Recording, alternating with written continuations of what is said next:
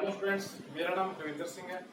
आज मैं आपके लेके आऊँ क्लास 10 का सेकंड लेसन ह्यूमन सिस्टम यानी मानव तंत्र। इसमें हम पढ़ेंगे ह्यूमंस के सिस्टम्स के बारे में, जैसे first circulatory system, second digestive system, third respiratory system, fourth excretory system, fifth reproductive systems. इन सिस्टम्स के बारे में हमने इस चैप्टर में रीड करना है। तो इन सिस्टम्स के पढ़ने से पहले आपको थोड़ा जानकारी लेना आवश्यक होगा कि 9th में आपने पढ़ा होगा कि ह्यूमन की बेसिक यूनिट क्या होती है, सेल यानी कोशिका। कोशिका मानव की मूलभूत इकाई, यह कह सकते हैं। Cell is the structural and functional unit of human body. Structural यानी संरचनात्मक और फंक्शनल क्रियात्मक। स्ट्रक्चरल मानव के शरीर को संरचना प्रदान करती है, क्रियात्मक कार्य करती है। कैसे? जैसे छोटा सा एग्जांपल है कि कोई मकान है, कोई घर है, उस घर का निर्माण करना है। उसे बनाने से पहले क्या किसको जोड़ा गया? ईंटों को जोड़ा गया, कई सारी ईंटों को जोड़ा तो क्या बना? घर। अब कई सारी ईंटें हैं तो उसमें हर एक ईंट का निर्माण अलग अलग हुआ है। और वो ईंट कैसे बनी है? रेत के छोटे छोटे कणों से। छोटे छोटे कण हैं, वो आपस में मिलकर क्या बनाएंगे? ईंट। कई सारी ईंटें आपस में मिलकर क्या बनाएंगी? एक घर। उसी तरह ये रेत के कण हैं, ये कहलाएंगे सेल। अब ये सेल है जो है रेत के। अब सेल है, ये कौन सी स्टेज है? आफ्टर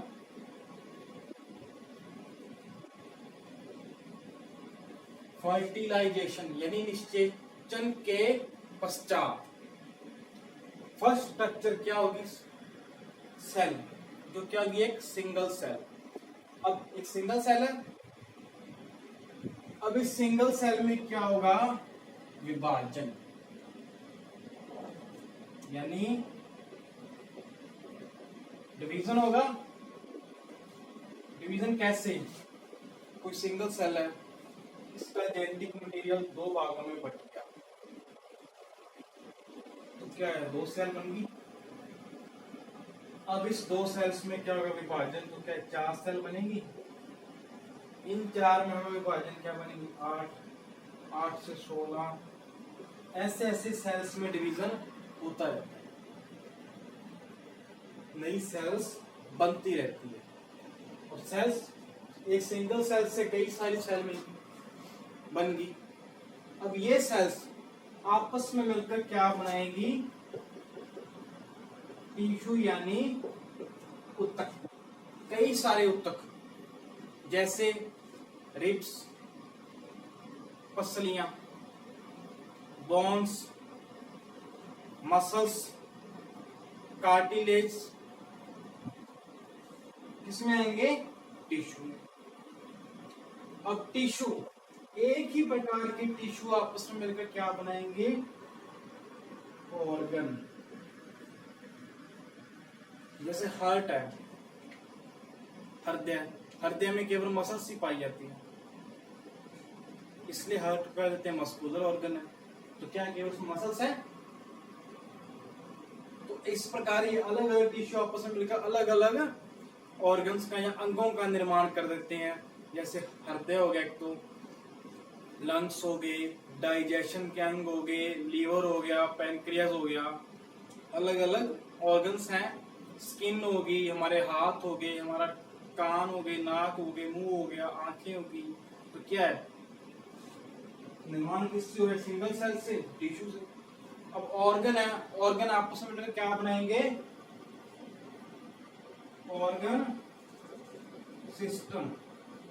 ऑर्गन सिस्टम कैसे? अब हृदय, हार्ट है, अब हार्ट कौन सा सिस्टम में आएगा? परिसंचरण तंत्र में, सर्कुलेटरी सिस्टम में। अमाशय है, अमाशय किस में आएगा? डाइजेस्टिव सिस्टम में। तो क्या सिस्टम्स के बारे में हम पढ़ेंगे।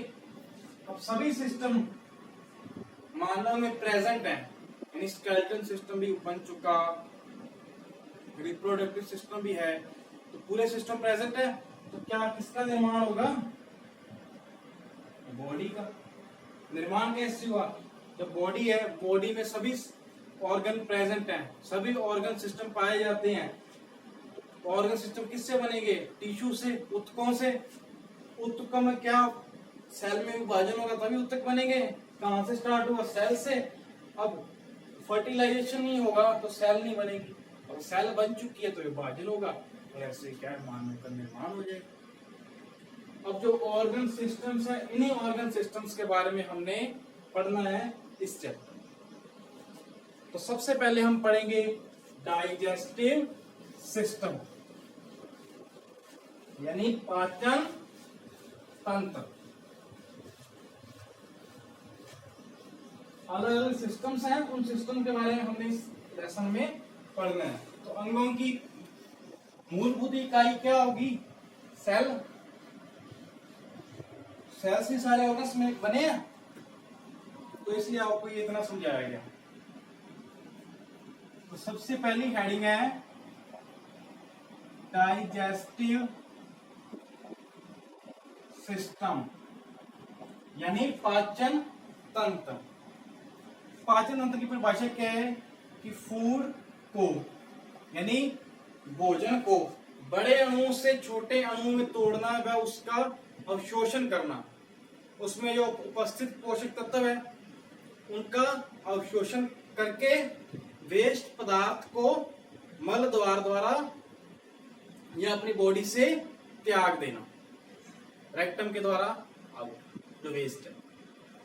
ये पूरी प्रोसेस ही क्या पढ़ते हैं हम? डाइजेशन, यानी बड़े अणुओं से छोटे अणुओं में तोड़ना या अघुलनशील अवस्था से घुलनशील अवस्था में बदलना, भोजन का अवशोषण करना, ये क्या कहलाता है? Digestive system. अब डाइजेस्टिव सिस्टम में सबसे पहले हम पढ़ेंगे कि हमें बड़े अणुओं से छोटे अणुओं में तोड़ने की आवश्यकता क्यों पड़ी। मैंने आपको बताया कि मानव के ऑर्गन्स की बेसिक यूनिट क्या? सेल है।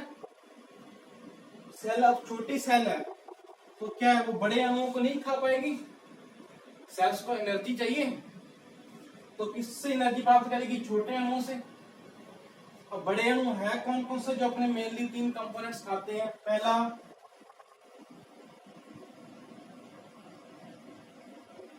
कार्बोहाइड्रेट्स, दूसरा प्रोटीन, और तीसरा फैट या लिपिड्स। कार्बोहाइड्रेट के रूप में हम कौन कौन से कंपोनेंट्स खाते हैं, या कौन कौन से भोजन है, भोज्य पदार्थ है जिसमें कार्बोहाइड्रेट पाई जाती है? जैसे अब ले लो व्हीट, गेहूं, राइस, मिठाई, इन सभी में कार्बोहाइड्रेट प्रचुर मात्रा में पाई जाती है। और प्रोटीन के स्रोत कौन कौन से होंगे? सारी दालें, चना, मूंग, मसूर, सोयाबीन, पनीर भी हो सकता है, दूध में प्रोटीन पाया जाता है। थर्ड लिपिड, इसमें क्या है? घी, मक्खन और मांस, मच्छी, ये सारे आ जाते हैं फैट और लिपिड्स में। अब मेनली हम ये 3 कंपोनेंट्स ही, यानी मेजर कंपोनेंट्स ज्यादा मात्रा में खाते हैं। इन 3 कंपोनेंट्स से हमें 2 और कंपोनेंट्स प्राप्त होते हैं, यानी 2 और घटक मिलते हैं। कौन कौन से होते हैं? विटामिन, और दूसरा मिनरल्स। ये 2 ऐसे कंपोनेंट्स हैं जो हम अलग से नहीं खाते हैं। इन्हीं 2-3 कंपोनेंट्स को खाएंगे और हमें ये कंपोनेंट्स भी प्राप्त होंगे, क्योंकि इन सभी चीजों में थोड़ी थोड़ी मात्रा में विटामिन और मिनरल्स भी होते हैं। अगर अपने दूध और पनीर खाएंगे तो क्या उससे कैल्शियम भी मिलेगी, विटामिन डी भी प्राप्त होगा। चावल खा रहे हैं तो कभी कार्बोहाइड्रेट थोड़ा मिलेगी, B1 B2 मिलेगी, अलग अलग हमें ये तत्व भी प्राप्त हो जाते हैं। अब ये थे लार्ज कंपोनेंट्स। अब इस फॉर्म में हमारी बॉडी भोजन को नहीं रखती, यानी इस फॉर्म से फूड को दूसरी फॉर्म में बदल देती है, यानी कार्बोहाइड्रेट को किस रूप में बदलेगी, ग्लूकोज और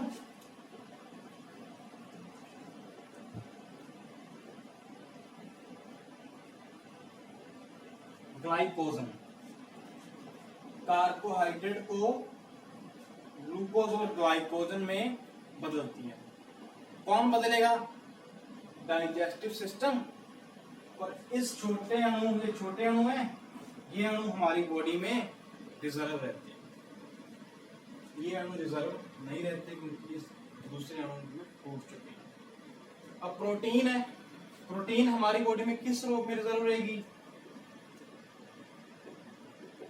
पेप्टाइड्स या अमीनो एसिड, इन दोनों रूपों में रिजर्व रहेगी।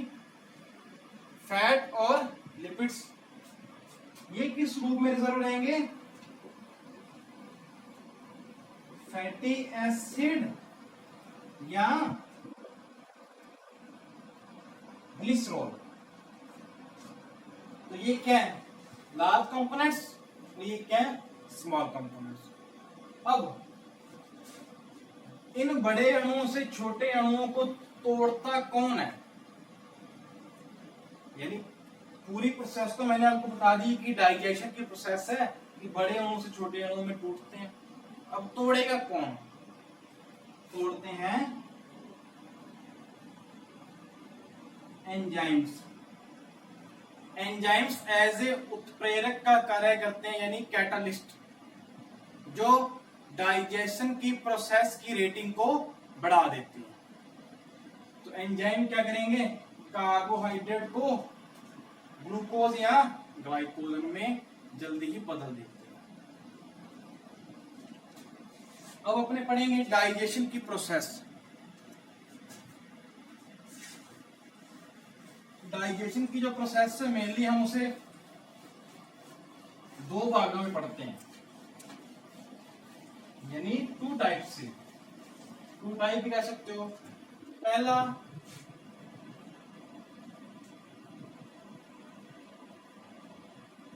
एलिमेंटरी कैनाल, यानी आहार नाल।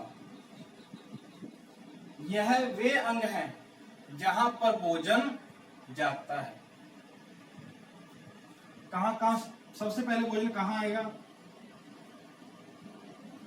माउथ, हमारे मुख में। मुख से कहां जाएगा?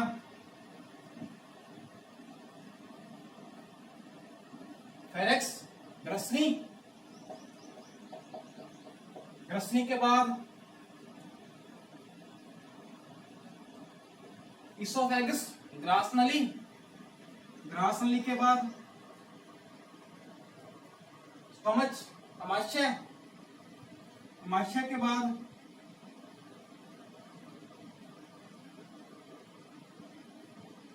इंटेस्टाइन्स, आंतों में।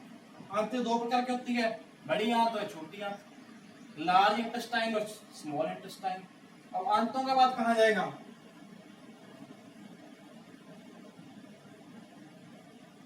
Rectum, last. स्टार्ट कहां से हुआ? माउथ से, एंड कहां हुआ? रेक्टम। और दूसरे टाइप में हम दूसरी प्रोसेस में पढ़ेंगे ग्लैंड्स। यानी मैंने आपको बताया कि बड़े अणुओं से छोटे अणुओं में तोड़ना। तोड़ते कौन है? एंजाइम्स। अब इन अंगों में तो क्या भोजन जा रहा है, तो एंजाइम्स का विस्तारण करना है, तो कौन करेगी? Digestive glands. डाइजेस्टिव ग्लैंड्स कौन कौन सी होगी?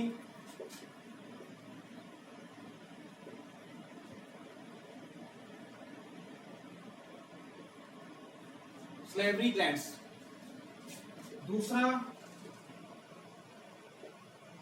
गैस्ट्रिक ग्लैंड्स,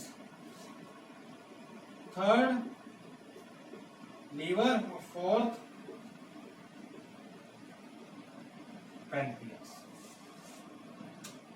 इन हेडिंग्स के बारे में हमने डाइजेशन में पढ़ना है। तो सबसे पहले हम पढ़ेंगे माउथ